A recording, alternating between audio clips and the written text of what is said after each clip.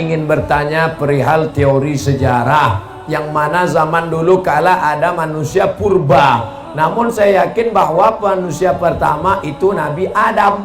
Lalu apakah manusia purba itu benar-benar ada, Pak Ustadz? Adakah ayat Quran atau hadis yang menjelaskan manusia purba?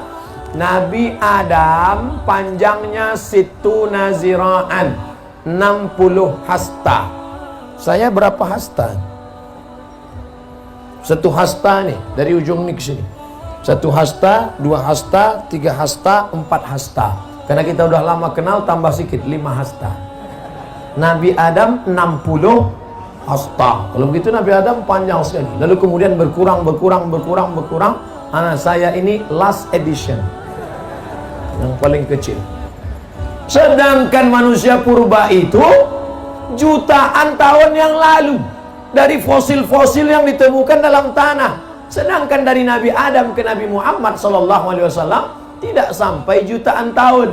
Maka kita sebagai orang yang beriman meyakini manusia pertama adalah Adam alaihi salam. Kita bukan evolusi dari makhluk purba, monyet berubah jadi orang. Bukan. Kita bukan monyet. Ada yang mau ngaku dia monyet? Enggak ada. Itu teori dari Darwin punya. Kata Darwin, namanya Charles Darwin, dunia ini isinya air semua, nggak ada tanahnya, air. Lalu air ini disinari cahaya matahari menguap, lalu muncullah tanah. Lalu ikan yang dalam air berevolusi naik ke darat, manjat pokok kayu, berbulu jadi monyet. Monyet tadi berevolusi, evolusi jadi orang. Ini teori masih diragukan. Kenapa? Karena kalau monyet itu berevolusi, kenapa setelah jadi kita kok nggak berubah lagi? Abdul Somad, kenapa Abdul Somad tidak berevolusi jadi makhluk baru? Apa kayak namanya gitu? Nggak ada. Ini menunjukkan bahwa manusia bukan evolusi dari monyet, tapi manusia memang makhluk yang berdiri sendiri, diciptakan Allah di surga, lalu dikirim ke dunia. Yang jelas makhluk Allah dua. Wa ma khalaqatul jinna wal insa, jin dan manusia. Maka kita meyakini itu sesuai yang tersebut dalam Quran dan hadis Nabi Muhammad sallallahu alaihi wasallam. Semoga Ustaz selalu dalam lindungan Allah, amin. Bagaimana cara agar usaha kita diberi kelancaran tanpa kita harus cari? Oh, nggak bisa. Oh, masih ada sambungannya. Tanpa harus kita cari pelaris, dan selalu diridhoi Allah. Pertama kali masuk warung ketika pagi, yang punya warung jualan, toko, ruko, dagangan di pasar, pertama kali masuk pagi baca Fatihah 1 kali, Qul huwallah 3 kali, Qul a'udzu falak sekali, Qul a'udzu nas sekali, ayat kursi sekali. Saya ulang lagi, Fatihah 1 kali, Qul huwallah 3 kali, Qul a'udzu falak sekali, Qul a'udzu binnas sekali, ayat kursi 1 kali. Waktu masuk pertama kali barang dagangan, masuk bismillahirrahmanirrahim, Fatihah sampai habis. Bukan masuk Fatihah sekali, wallah 3 kali, bukan itu maksudnya. Karena ada orang ketika mabuk, ini mabuk nih, dia pakai narkoba, mabuk, datang temannya, istighfar,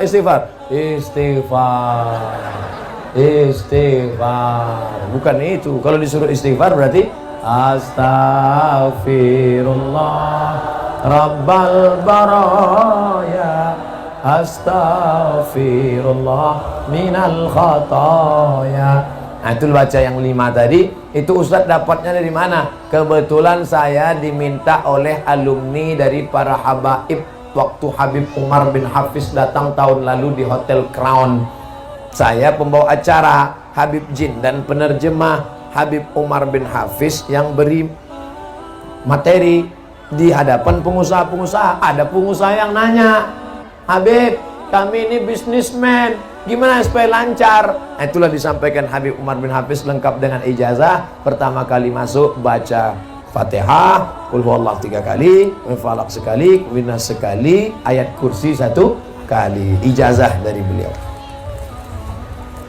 Jangan lagi pakai mantra-mantra, masuk ke dalam mantra. Hai hantu segala hantu, setan segala setan. Datanglah, datang. Orang yang menjual jiwanya kepada iblis sudah terjadi. Coba cari di internet artis-artis yang menjual jiwanya kepada setan. Pernah lihat? Banyak di antaranya yang menjual jiwanya kepada setan. David Copperfield menjual jiwanya, ada MOU-nya, Memorandum of Understanding between me and setan. Jangan minta kepada setan. Kita ini hamba Allah, bukan hamba setan. Jangan minta kepada dukun, jangan minta kepada, tapi mintalah doa kepada para habaib, kepada para tuan guru dan kepada para ulama. Mudah-mudahan kita mendapatkan keberkahan hidup dunia dan di akhirat. Assalamualaikum Pak Ustadz. Waalaikumsalam. Bagaimana membimbing hati agar sabar dan taat dalam menanti seorang anak? Ustadz Somad, saya sudah nikah sebelum tahun 10 tahun belum punya anak. Berapa lama? 10 tahun. Nabi Ibrahim baru punya anak Ismail, umurnya 86 tahun. Kamu baru 10 tahun. Tunggu 76 tahun lagi. Doanya Rabbi habli minas salihin. Nabi Ibrahim berdoa 86 tahun baru dikabulkan Allah. Nabi Musa tersesat di lembah Tih, berdoa 40 tahun baru keluar. Nabi Muhammad minta pindah arah kiblat dari Baitul Maqdis ke Baitullah sampai wajahnya menengadah ke atas, 17 bulan baru pindah. Ini doa pagi minta kabul sore. Emang ente siapa? Oleh sebab itu, sulitkah bagi Allah membuat engkau hamil? Innama amruhu iza arada syai'an ayyakula lahu kun fayakun. Sudah diponis ini istri mandul, namanya Sarah. Sarah nggak mungkin punya anak, mandul, sudah tua. Tapi apa mau dikata, Allah punya kuasa. Akhirnya Sarah punya anak setelah Nabi Ibrahim berumur 99 tahun. 99 tahun. Jarak antara Ismail dengan Ishak 13 tahun. 86 tambah 13, 99. Semua orang mengatakan Sarah mandul, gak mungkin punya anak. Ibrahim nikah sama Hajar. Hajar melahirkan anak Ismail. Sarah melahirkan anak Ishak. Allah punya kuasa. Oleh sebab itu jangan buka cabang dulu. Mana tahu yang pertama ini melahirkan. Kita doakan, mudah-mudahan wala aziban illa zawajtah, yang belum menikah mudah-mudahan ditemukan jodohnya. Wala raghiban illa anjabtah, yang ingin punya anak diberikan anak yang soleh dan solihah. Mudah Allah memberikan anak, saudaraku. Sebetulnya Allah hanya ingin melihat engkau bermunajat di tengah malam berdoa. Orang dulu anaknya 10, pulang dari bajak sawah, makan ikan asin, sambal teri, mati lampu, lahir 10.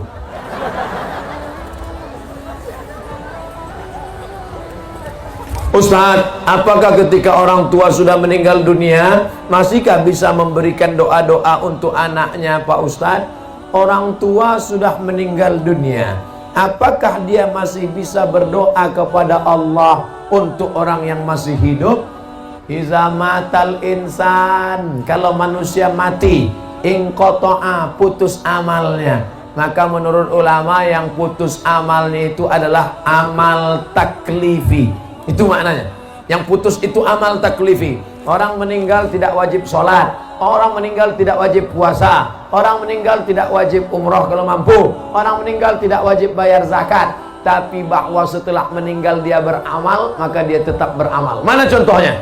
Nabi ketika Isra Mi'raj, Nabi melihat ada Nabi yang sholat di kuburnya. Nabi melihat ada Nabi yang berzikir di kuburnya. Itu menunjukkan bahwa orang meninggal juga masih tetap beramal. Tapi katanya amalnya putus. Yang putus itu amal taklifi.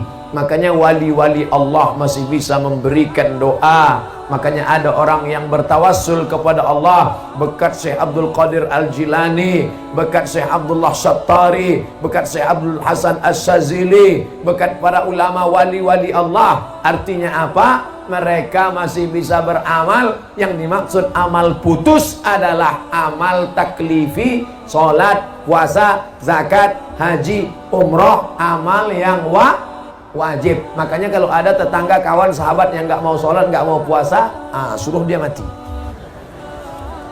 Dari pesantren Anwarul Hidayah, Pak Ustadz Somad, Anwar, kalau satu nur, satu nur cahaya, cuman satu cahaya nur, tapi tadi cahaya Anwar. Nama suaminya siapa? Anwar, bercahaya. Mana orangnya? Hitam. Mohon maaf Pak Anwarnya. Anwar, hidayah, jalan, nur, cahaya. Semakin banyak pesantren-pesantren, maka semakin banyak cahaya-cahaya hidayah yang akan menerangi provinsi Banten, insya Allah. Banten ini negerinya para ulama yang menulis tafsir Marah Labid fi Kasfi Ma'anil Qur'anil Majid. Tafsir berbahasa Arab, dibaca orang Arab, dicetak di Arab, ditulis-tulis Arab, dibaca orang Arab, ditulis oleh Syekh Muhammad Nawawi Al-Bantani, Banten, makamnya di Ma'la dekat Masjidil Haram. Pak Ustadz, bagaimana hukum seorang penghafal Quran yang sedang haid, murojaah hafalannya dengan memegang mushaf, dan apa dalilnya? Saya hanya berpegang kepada kitab yang saya baca. Kalau ada ustadz lain yang fatwanya beda dengan fatwa yang saya sampaikan, mungkin dia lebih alim. Yang saya tahu, perempuan yang haid tidak boleh megang Quran, tidak boleh bawa Quran, tidak boleh baca Quran, tidak boleh masuk masjid, tidak boleh tawaf, tidak boleh puasa, tidak boleh sholat. 7 larangan. Tidak boleh bawa Quran, tidak boleh megang Quran, tidak boleh baca Quran, tidak boleh tawaf, tidak boleh i'tikaf, tidak boleh sholat, tidak boleh puasa. Itu Ustaz baca di mana? Al-Fiqhul Islami wa Adillatuh Syekh Wahbah Zuhaili. Jadi kalau mau ngulang bacaan, sepakat 4 mazhab, paling tua Hanafi, nomor 2 Maliki, nomor 3 Syafi'i, nomor 4 Hambali.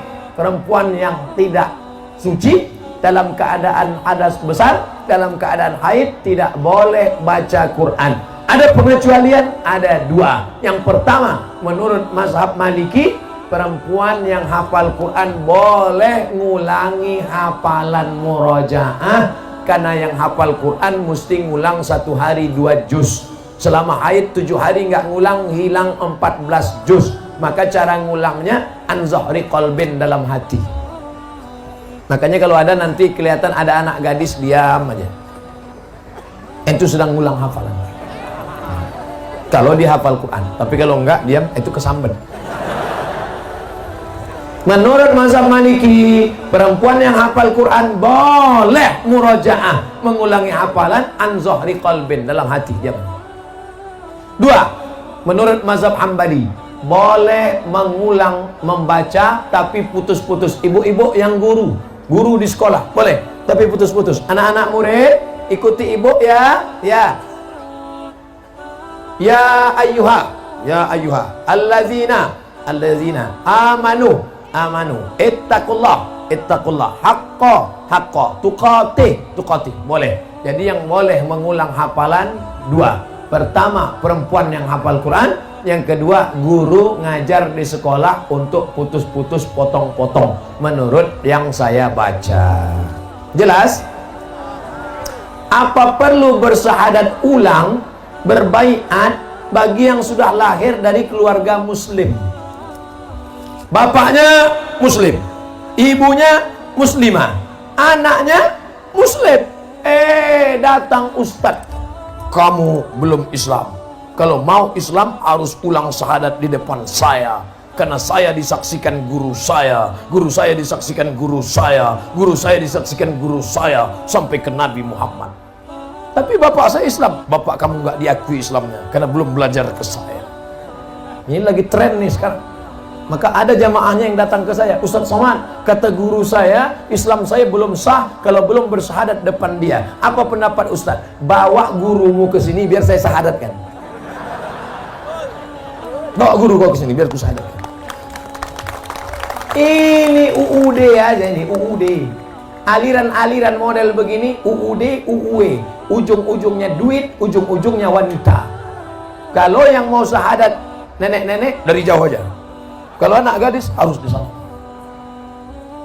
Orang yang sudah bersyahadat, bapaknya Islam, emaknya Islam, tidak pernah diulang Nabi lagi syahadatnya. Yang masuk Islam awal itu yang bersyahadat. Maka kita jangan terkecoh dengan aliran-aliran begini. Insya Allah yang belajar kepada tuan guru, yang belajar pada kiai, yang belajar di pondok pesantren, dia tidak terkecoh, tidak terpukau, tidak pusing dengan yang begini-begini. Tapi yang tidak pernah belajar di pesantren, yang tidak pernah belajar Al-Quran, yang tidak pernah belajar ilmu agama, dulu SMP, SMA, kuliah, sarjana, nggak pernah belajar agama, tiba-tiba datang yang begini, dia pusing.